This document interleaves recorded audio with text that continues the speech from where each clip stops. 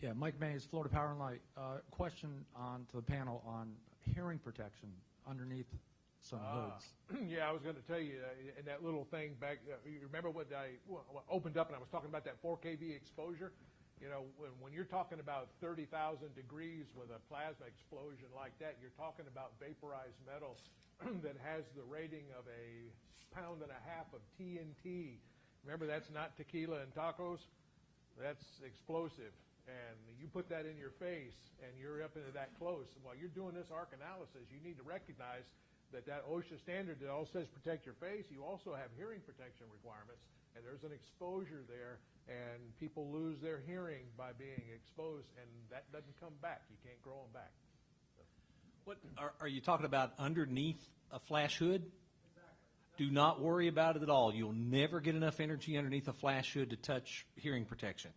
But the best hearing protection in Arc Flash, and I've done about 7 now, is anything made of silicone.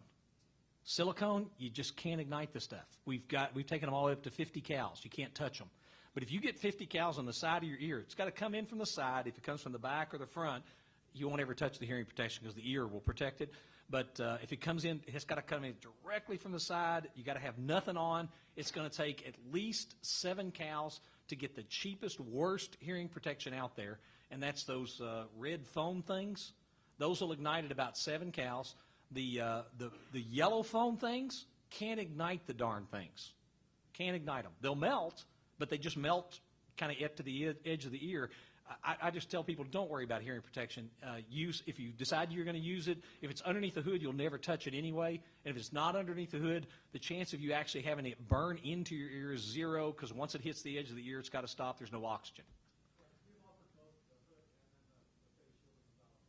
Yep. Either way, you're never going to touch that hearing protection.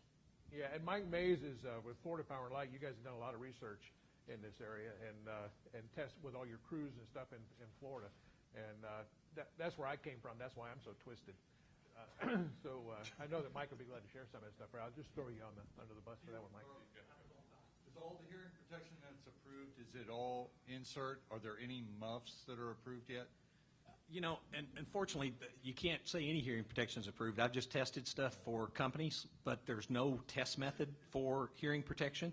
And if ASTM knew that I was even talking about that I've tested hearing protection, they would immediately vote the standard down. But we used to use the panel on 1959 and did a test for a couple of hearing protection companies and then several different utilities and a mining association in Ontario. And we just share that data freely. I'll be glad to send it to you. If you send me an email, I'll send you all the data we've done on hearing protection because it was all done for groups. But honestly, I just don't think any hearing protection has a big problem. So. Yeah. I will say this about there are no muffs. The muffs, as long as you have a face shield on and hit them from the front, you don't touch them. If you hit them from the side, once in a while you'll ignite them at about 20 cals. So if you're over 20 cals, maybe you get a little concerned about it. If you're under 20 cals, don't. None of the muff companies have developed anything that's really FR. And if your exposure is arc in a box where you're in close proximity, and like you're talking about Hugh, what Hugh was talking about, remember what happens when people close switches, they turn their head.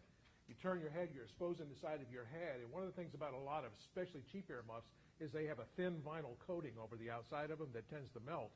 But the other issue is you got to remember is that when you've got a spring tension muff against the side of your head, your heat protection is now in intimate contact with your skin, which can cause transfer of heat energy, you know, right through the material. It's not doing what it's supposed to be doing. So there are some considerations there about external earmuffs, and it's kind of like some of the other things about external jackets and you know, some of the other things that people wear that push their protection right up against their body and take away that all-important air gap.